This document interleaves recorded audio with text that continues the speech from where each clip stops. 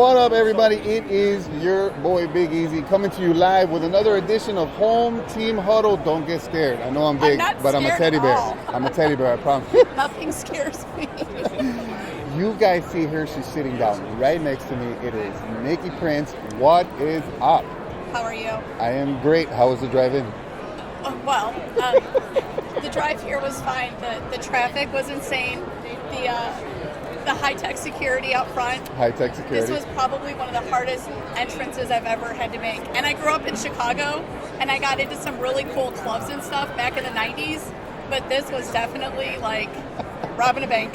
You heard it first. The Realtor Convention in Orlando, they got some high-tech security outside. So it's a tough ticket. It's a tougher ticket in town. So talk to us. Where are you from? What's your name? What company do you represent? I am originally born and raised in Chicago, outside of Chicago, so I'm a Cubs fan. Okay. Have been in Central Florida for 27 years. Nice. Came to work here to be by the mouse. Nice. And 17 years ago, I started this journey of real estate. So she just started? I just started. I'm a youngster. Well, talk to us now, because okay. I know you're wildly successful at what you do, right? That's what they say. That's a lot of people say it though. But what I find from successful people, especially realtors, lenders, and industry, is they have a system. They have something that they do every day, pretty much morning to when they go to sleep. Like, what's the juice? What's the magic that Nikki has?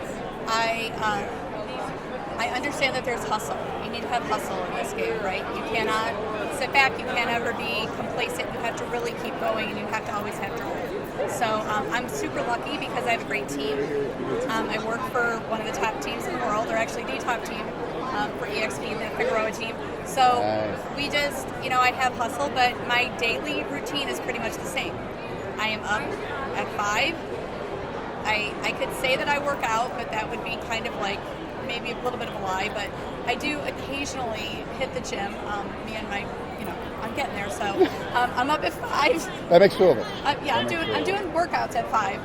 But by 6 or 7 o'clock in the morning, I'm in my database. I'm working, and I believe in 3 hours a day of solid lead gen. 3 hours a day of solid lead gen.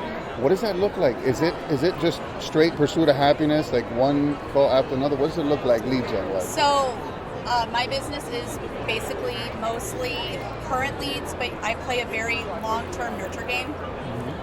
Especially right now in this market, it's important that we're always following up, that we're playing the nurture game, that we are not leaving behind the people who were maybe looking last year that didn't get into the game and now they want to.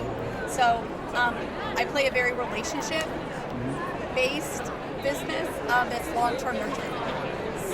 So, yeah. Hanging on that, it's just amazing because you can find yourself in this business being very transactional, right? And I think that when you are very transactional, people could kind of read right through you, So I give people this analogy all the time. You can help a doctor with an 800 credit score.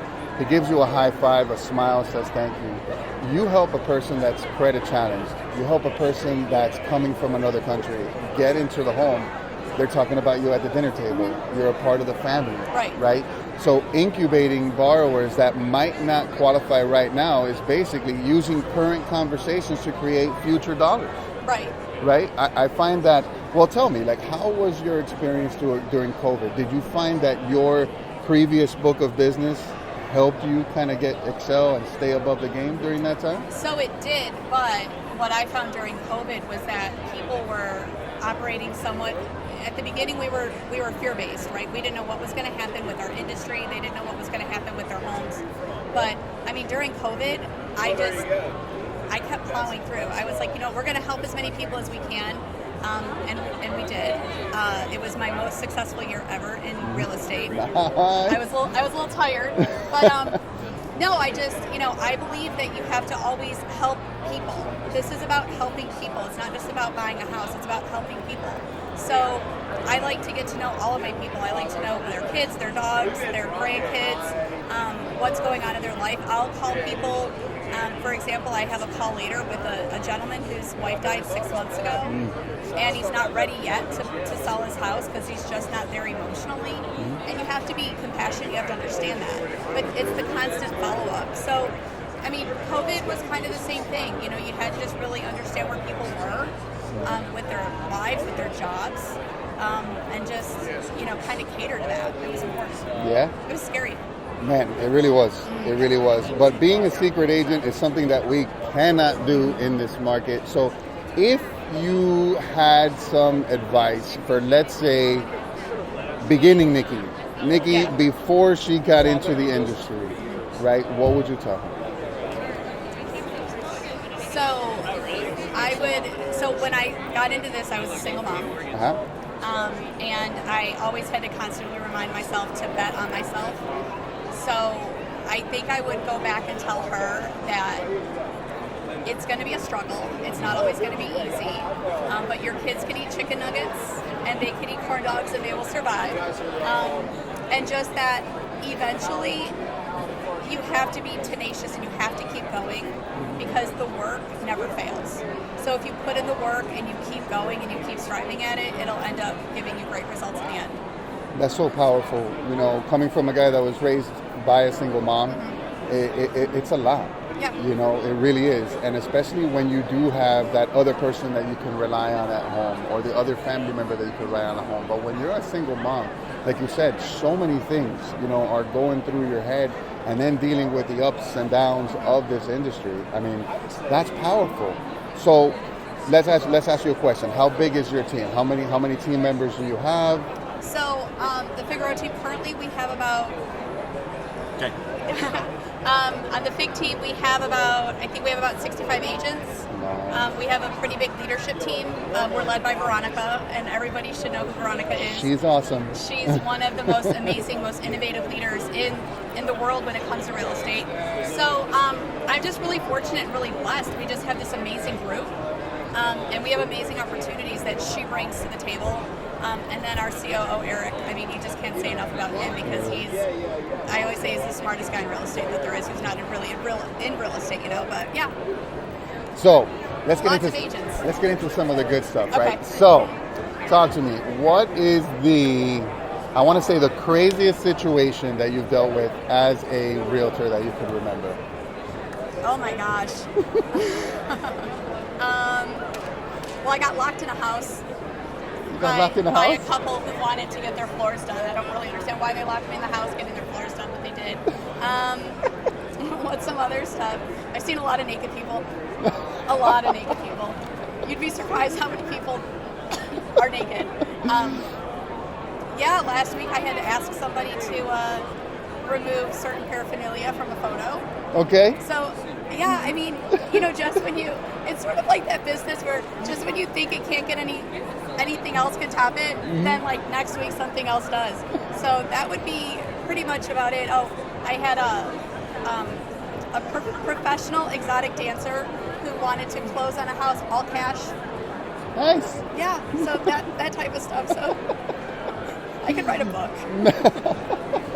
Coming to you soon. Everybody needs a home. Doesn't matter what your profession is.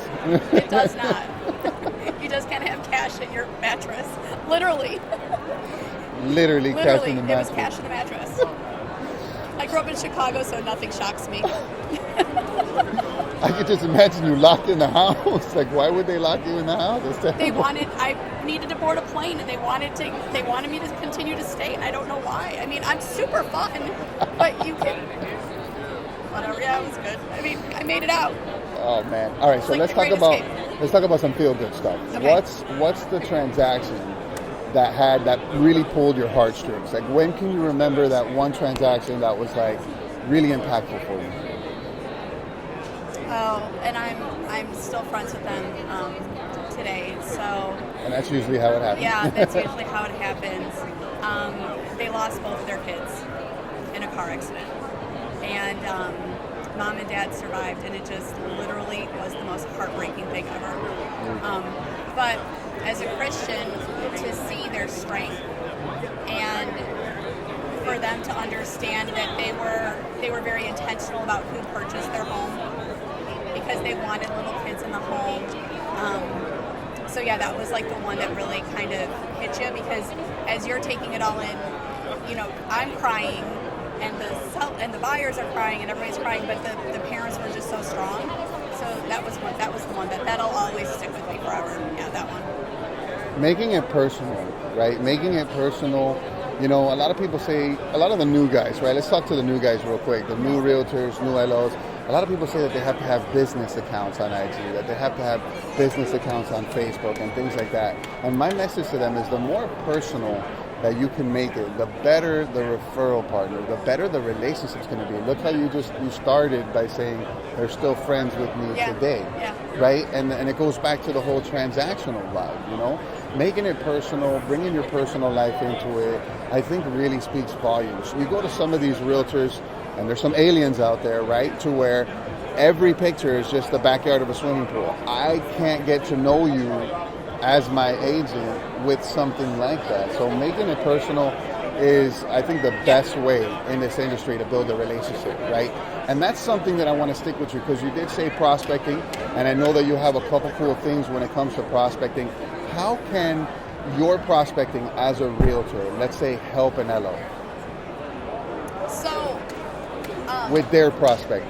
With their prospecting, I think that sometimes the mortgage part of a transaction becomes mostly the kind of like the meat and potatoes. Like, I get to do the fluffy stuff, right? Like, I get to do the best part. You ran away. You're like, hey. I'm like, hey, look at this house. Like, let's do this. You know, like, this is what you could do here. And then it's like, okay, so now I'm going to have to pass you to this person. And, you know, they're going to have to talk numbers. And, you know, I think that LOs, what they have is buyers. They could tell me any story they want. They could tell me whatever they want. They could think their credit's great, and it could be, or, you know, it could not be great. I don't know.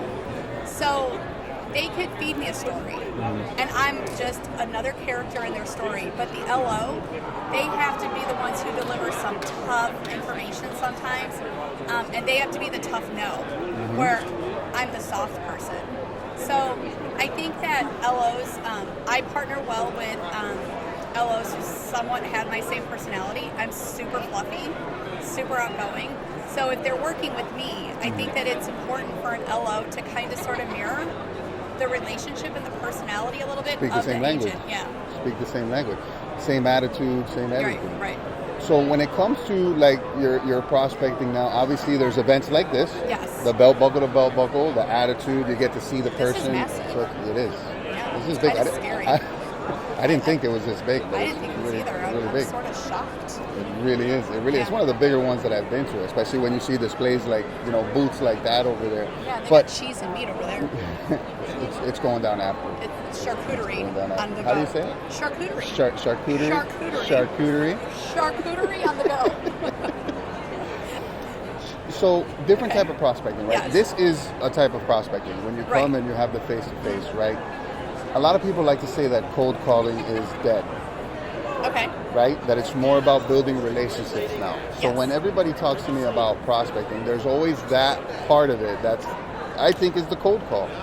What do you feel about that? Are you still... So I do a little spin on cold calling. Okay. I can find a purpose and a reason to call anybody. Talk. So I don't think that you should ever just cold call somebody to try and sell them a house or list their house. But there's all these fabulous. Now this is like my own little secret tool, so I don't really want this getting out. But pay whatever. attention. Here you Pay go. attention. You can find a reason to call anybody. So recently we just had chocolate chip cookie day. We just had back to school. Yeah, chocolate chip cookie There's day. a Facebook day for every day of the year. There is. Yeah, like Prosecco Day. Right. Okay. So, nothing wrong with somebody living by a school, and you call them up and you say, hey, this is Nikki with eXp Realty. I just wanted to let you know, we've been thinking about you. We noticed that it was back to school. You know, how are your kids adjusting? All right. Chocolate chip cookie day was one of my favorite days to call people. I would be excited if you because there is a crumble cookie near a lot of places. You draw a little circle, and guess what? Hey, did you know that Crumble Cookie is giving away chocolate chip cookies today? Just wanted to let you know that was going on. Hey, by the way, just a reminder, we're here if you need us. When's a good time to touch base, and we can talk about when you want to buy or sell. So find a purpose to call them, not just intentionally call them to try and get their business. And also know the time of year, right, that you're calling them, right? Because like you just said, it's back to school season, right? So instead of commenting or putting an emoji or doing something that's very impersonal, how about you do start a conversation about the back to school? Right. When we just went through college graduation season too.